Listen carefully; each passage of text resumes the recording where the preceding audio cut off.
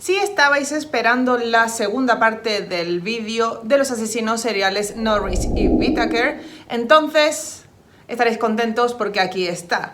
Y si no, ya habéis llegado hasta aquí de casualidad, ir a ver el primer vídeo porque si no la segunda parte no tendrá ningún sentido. En la primera parte os cuento quiénes son estas dos personas, básicamente cómo fueron sus infancias y cuándo comenzaron a trazar el plan en el cual se embarcarían en esta segunda parte. Así que sin más que agregar, comencemos. Entonces nos vamos a remontar al año 1940, más precisamente al 27 de septiembre de 1940, fecha en la cual nacería el primero de ellos. Estamos hablando de Lawrence Whittaker. Por su parte, Norris nació el 5 de febrero de 1948, 8 años después que Whittaker, en Greeley, Colorado. Su madre era una adicta y su padre trabajaba en una chatarrería. Él había nacido producto de una aventura de su padre, así que como por esta época los hijos fuera del matrimonio estaban muy mal vistos, tuvieron que casarse, pero este matrimonio nunca hizo feliz a ninguno de sus padres. Norris fue acusado de agresión con un arma mortal. Fue condenado a un total de 5 años en prisión en el Hospital Estatal de Atascadero. Whittaker cuenta en entrevistas que él vio en Norris a un criminal curtido y esto fue lo que le llamó la atención de él, que parecía un motero, que parecía haber salido de una banda, y esto fue lo que llamó su atención. En cambio, Norris dice que fue Whittaker quien lo salvó 2 veces de haber sido atacado por otros presidiarios, y esto fue lo que le llamó la atención de Whittaker, y por estas razones se hicieron amigos. Y aquí es donde acabaron de cerrar el plan. Whittaker, supuestamente Norris, era la mente criminal en todo esto y Norris era el delincuente sexual. Y es en este periodo de tiempo cuando, además de llevarlas, veían en qué forma podían acercarse a ellas o serían más confiables para las chicas, además de que buscaron sitios desolados donde se sintieran seguros para cometer los crímenes.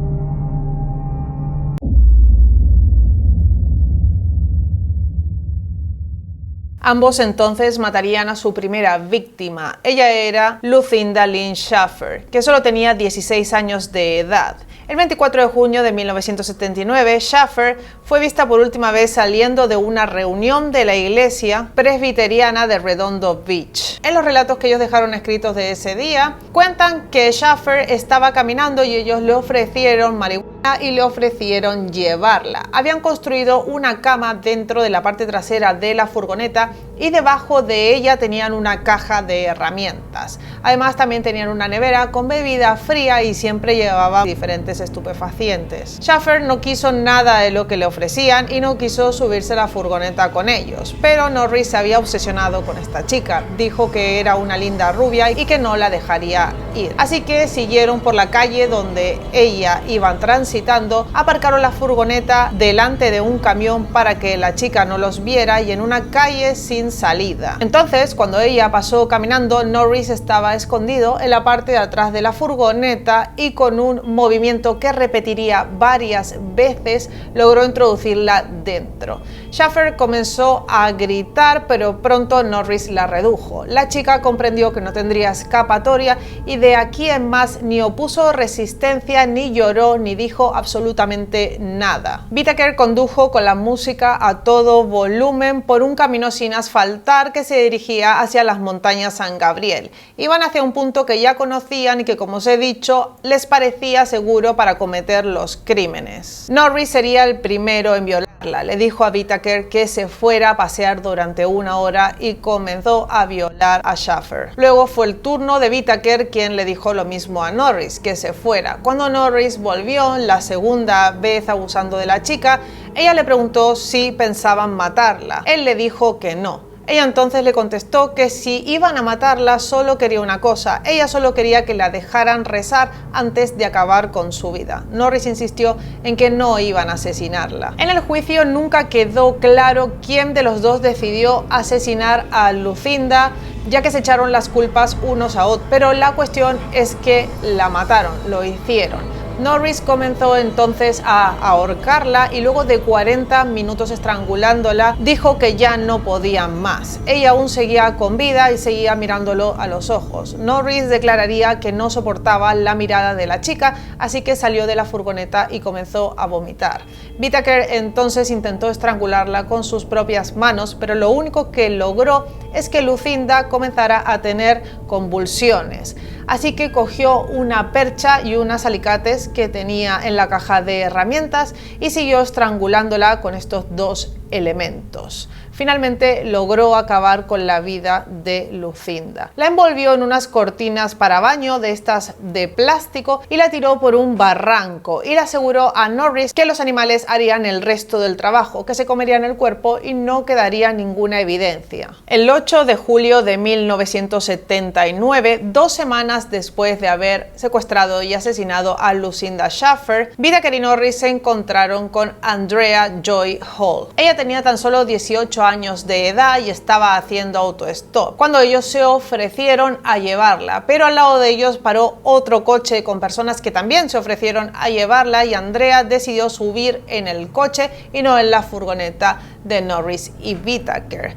Así que ambos siguieron a el coche por la carretera Pacific Coast hasta que finalmente Andrea Joy se bajó del coche y siguió su camino. En esta ocasión Norris otra vez se escondería en la parte trasera de la camioneta para engañar a la chica y que ella creyera que solo estaba Whittaker dentro. Whittaker entonces le ofreció una bebida fría, a la cual Hall accedió. Y es entonces cuando Norris se abalanzó sobre ella y en el mismo movimiento con el que había apresado a Lucinda metió a Andrea dentro de la furgoneta. Pero ella no se dejaría atrapar tan fácil y comenzó a luchar para escaparse. Así que Norris cogió su brazo y se lo torció por detrás de la espalda, reduciéndola completamente y logrando secuestrarla. La chica gritaba muchísimo, así que la amordazaron con cinta adhesiva. Le ataron las muñecas y los tobillos. Whittaker y Norris otra vez llevaron a esta chica a las montañas San Gabriel, pero a otra parte un poco más arriba. En ese lugar fue violada 2 veces por Whittaker y 1 vez por Norris. Mientras Whittaker abusaba de Hall por segunda vez, Norris creyó ver las luces de un coche y se asustó muchísimo, así que se fueron de allí. Whittaker se llevó a la chica desnuda caminando colina arriba, mientras Norris comenzó a buscar lo que creía haber visto. Pensaba que era un coche o que eran personas que estaban por allí y comenzó a caminar por toda la montaña mientras Whittaker huía con la joven. Whittaker también obligó a Hall a posar para varias crueles fotografías Polaroid que hizo y que más adelante guardaría y serían evidencia de estos casos. La llevaron también a una tercera ubicación donde siguieron abusando de ella. Norris entonces cogió la furgoneta y se fue a comprar alcohol. Cuando volvió encontró a Whittaker con las fotos en la mano, pero Hall ya no estaba allí. Whittaker le explicó que le dijo a la joven que le diera todas las razones que pudiera para no asesinarla, y era igual lo que la chica le dijera. Él planeaba asesinarla, contase lo que contase o explicase lo que explicase, pero este hombre era increíblemente cruel y le gustaba ver cómo pasaban miedo y suplicaban por su vida. Él sentía satisfacción con esto. Así que, a pesar de que le dio muchísimas razones para no morir y que estaba completamente asustada y que habían abusado muchísimas veces de ella, hizo lo peor. Cogió un picahielos y se lo puso en una de las orejas y se lo enterró. Luego le dio vuelta la cabeza, le puso el picahielos en la otra oreja y comenzó a pisarlo tan fuerte que acabó rompiendo el mango. Así y todo, la joven lamentablemente no había muerto.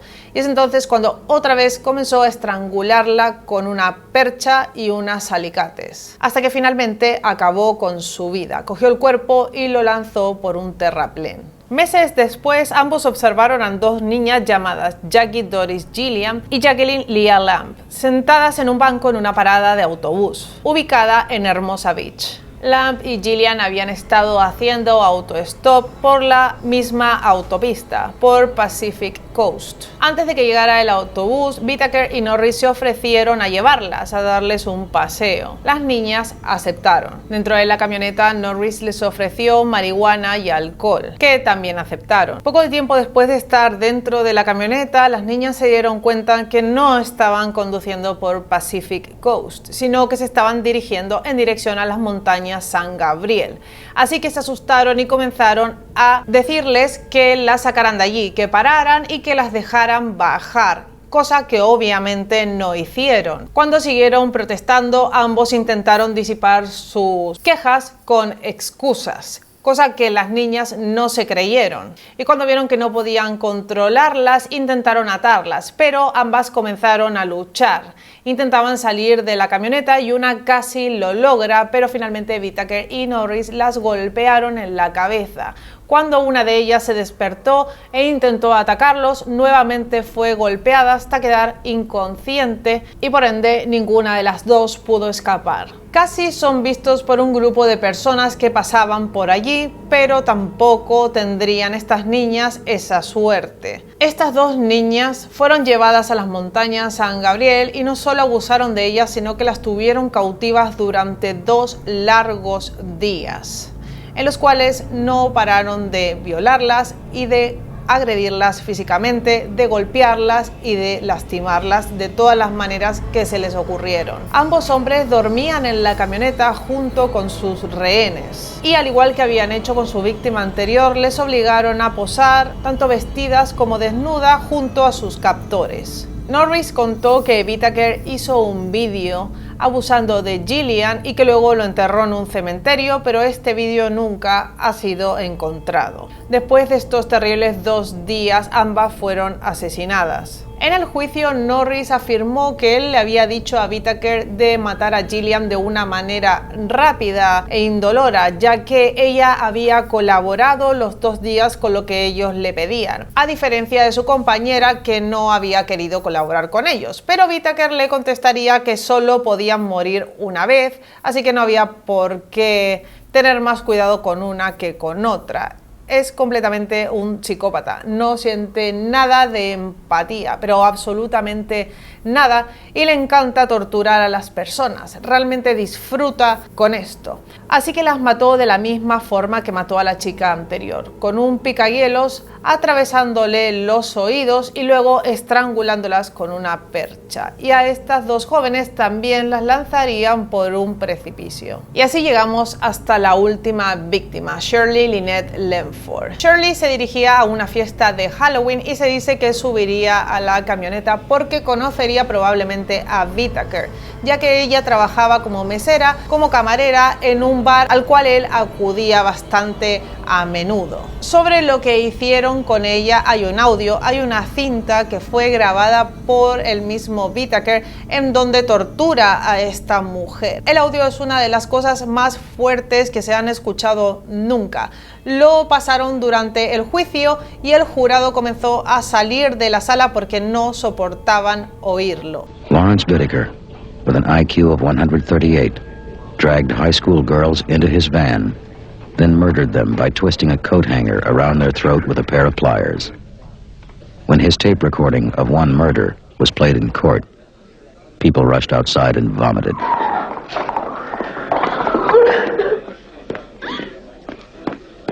They touched Miss Ledford on the breast with cold metal pliers, and if you listen to the tape, you'll hear those pliers being replaced in a toolbox a few seconds later. Oh, what did you touch her on the breast for with a pair of pliers?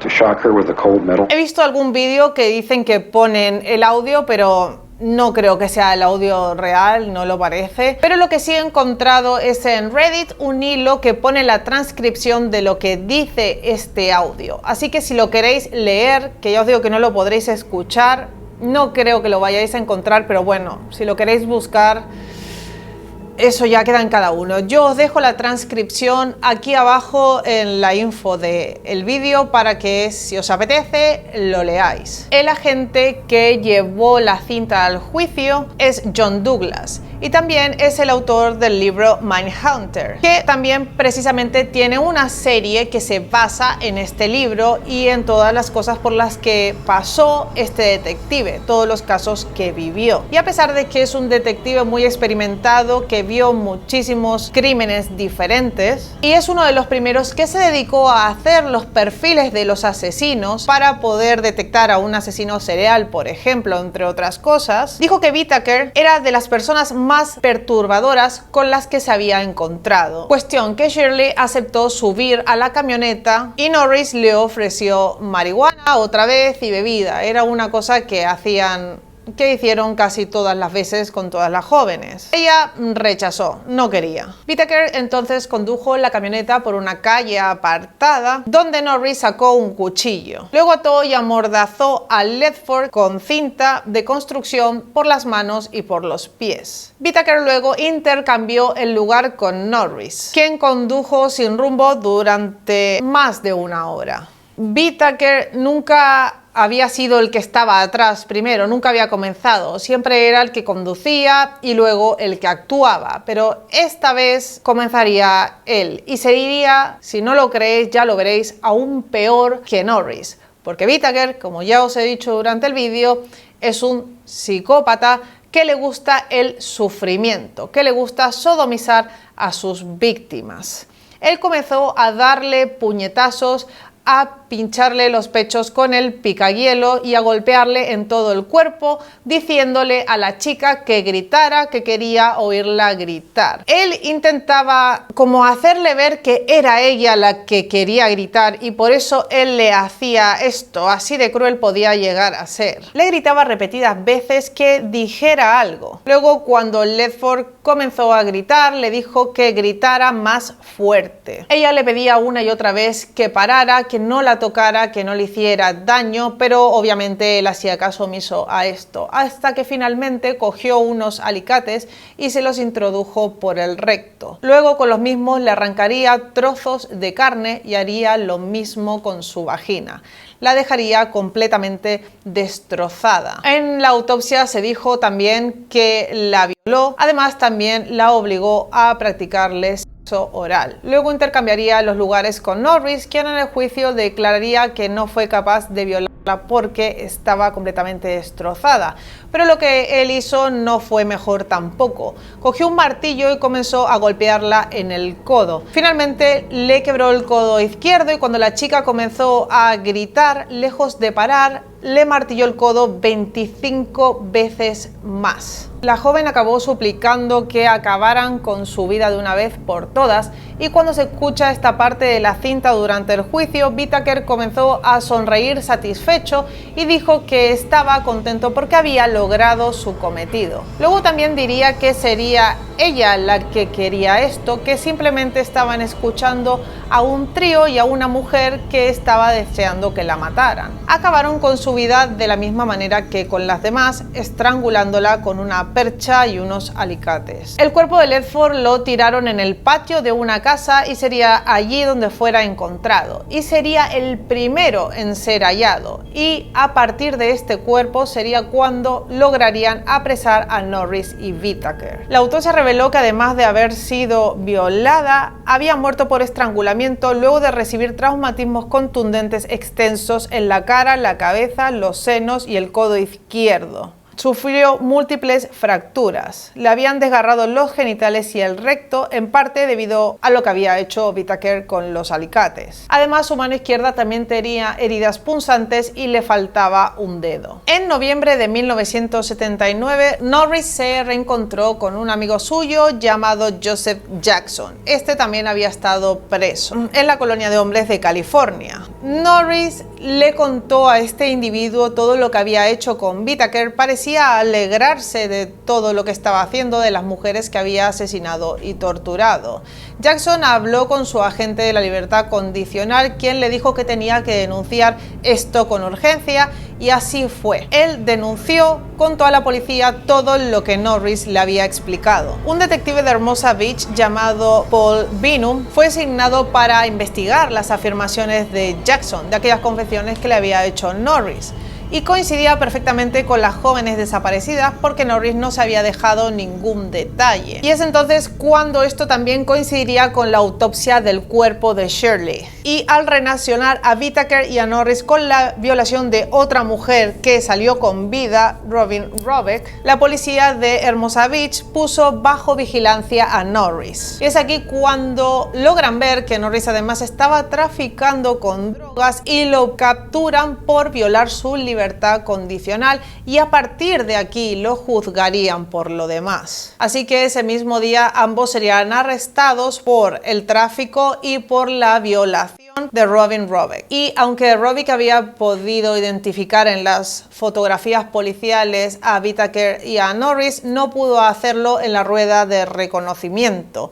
Y esto jugaría un poco en contra, porque si no había podido reconocerlos allí, entonces tal vez no eran los culpables de esto. Pero aún tenían lo del tráfico de drogas, así que permanecieron en prisión a la espera de juicio. Registraron el departamento de Whittaker y encontraron un montón de fotos de mujeres que habían sido tomadas al descuido. Ellos no sabían que les habían tomado estas fotos. Además, también encontraron botellas de ácido y cosas que pertenecían a las víctimas, pequeños objetos. Entre todo esto también hallaron las fotos Polaroid que le habían tomado a las víctimas, a las niñas que habían secuestrado y las que habían tomado a Hall también, y además un libro donde detallaban todo lo que habían hecho con ellas. Este libro pertenecía a Whittaker. Aparte, entre todas estas cosas, también se encontró la cinta que antes os he nombrado. Y como si fuera poco para la madre de Shirley, que tenía que vivir sabiendo que a su hija la habían asesinado y la habían torturado, tuvo que escuchar parte de la grabación para reconocer si la voz en ella era la voz de su hija. En un principio Norris no quiso declarar, pero finalmente accedió. Dijo que solo hablaría sobre la violación de la mujer sobreviviente, y es entonces cuando el fiscal empezó poco a poco a preguntarle por el resto de las mujeres y Norris comenzó a contar la historia. Lo que hizo también es echarle toda la culpa a Whittaker, porque así se libraría de la pena de muerte. Dijo que todo esto lo hacían simplemente por diversión y que las botellas de ácido eran para su próxima víctima. El 18 de marzo de 1980, Norris se declaró culpable de 4 cargos de asesinato en primer grado, un cargo de asesinato en segundo grado en relación con Hall, 2 cargos de violación y un cargo de robo. Norris también dijo que él había matado a las víctimas porque sentía miedo de Whittaker, básicamente porque Whittaker la había obligado a torturarlas y a matarlas, pero esto no se lo creyó absolutamente nadie. Pero bueno, esto era parte del acuerdo que él había firmado para acusar a Whittaker, que no habló ni quiso declarar absolutamente nada durante todo el juicio. El oficial de libertad condicional agregó que Norris nunca mostró ningún remordimiento genuino ni compasión por sus ataques brutales. También dijo que, en conclusión, puede ser considerado de manera realista como un psicópata muy peligroso, cuyo patrón de comportamiento está más allá de la rehabilitación. El 7 de mayo de 1980, Norris fue condenado a 45 años a cadena perpetua con derecho a libertad condicional a partir del 2010. La cinta, por su parte, no había sido tomada como evidencia en el caso, pero sería el fiscal Stephen Kay quien dijo que era muy necesario que el jurado la escuchara, y por esto se escuchó, porque él decía que sin oír esta cinta no serían capaces de juzgar como se merecían a estos 2 criminales.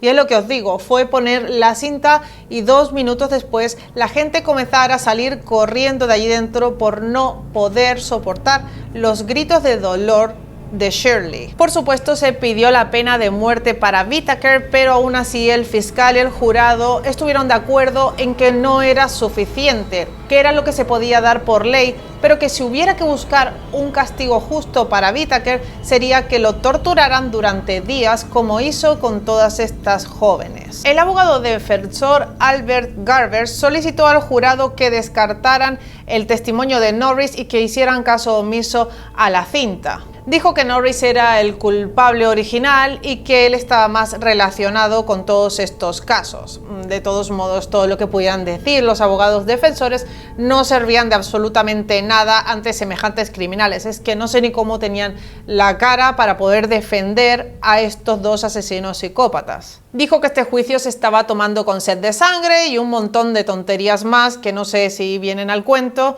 pero bueno, es el abogado defensor y algo tendría que decir como para justificar su trabajo. Supongo que solo era para eso, quiero creer. Dijo también que no creía que Whittaker hubiera violado a ninguna de las mujeres porque no estaba categorizado como un criminal sexual y que sus anteriores delitos, los primeros que había cometido, ninguno había sido violento excepto por el de la cajera del supermercado. Lo que os digo, no importaba qué pudieran decir, había muchísima evidencia de lo sádicos, de lo malvados que eran estos dos. El juez Thomas Frederick finalmente condenó a Whittaker a la pena de muerte y como segunda opción le dio 199 años de cárcel, así que no se iba a salvar de ninguna forma. Whittaker concedió varias entrevistas y también con el tiempo fue dando la locación de los cuerpos de las mujeres que no habían sido hallados en las montañas San Gabriel, porque cabe destacar que no todos habían sido encontrados. Dijo que su único remordimiento era que le habían arruinado la vida capturándolo, que le habían acabado la diversión. Así que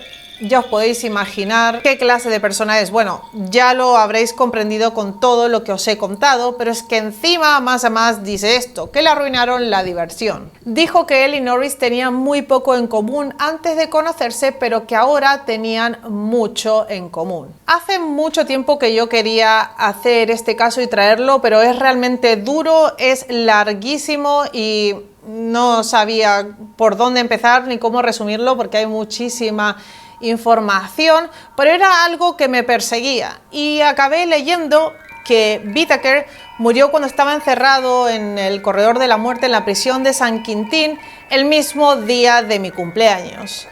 Y entonces fue como, con razón me persigue tanto este caso. O sea, bueno, podéis creer que es una tontería, pero dije, bueno, porque yo estaba obsesionada con este asesino porque me parecía el peor. Si bien Norris me parece asqueroso, siempre creí que Whittaker era el peor de los dos. Y este tipo se muere el 13 de diciembre de 2019 en el corredor de la muerte a los 79 años de causas naturales, cosa que no me parece nada justa, porque todas sus víctimas murieron sufriendo. Por otro lado, Norris también se murió de causas naturales a sus 72 años el 24 de febrero de este mismo año. Y hasta aquí la historia de Norris y Whittaker. Os dejaré aquí abajo también un podcast de una mujer que se encarga de entrevistar a asesinos seriales y en donde podéis escuchar hablar a Whittaker y contar cosas sobre los crímenes, etcétera. Yo cuando vi las fotos de ella entrevistándolo sentí hasta miedo por ella, porque este criminal a mí sí que me causa bastante miedo. No sé, tengo unos sentimientos muy desagradables hacia estas dos personas y causa mucho dolor lo que le hicieron a todas estas adolescentes, a todas estas niñas, porque es que eran demasiado jóvenes como para decir que eran mujeres. Así que hasta aquí el vídeo. Si os ha gustado el vídeo, como siempre os digo, dejar un like. Os podéis suscribir haciendo clic en mi foto suscribiros o en el botón rojo que está aquí abajo, que sé que hay mucha gente que mira mis vídeos y que no está suscrita, y eso lo veo en las analíticas de YouTube, así que venga a suscribirse. Muchas gracias por estar allí y hasta la próxima. Adiós.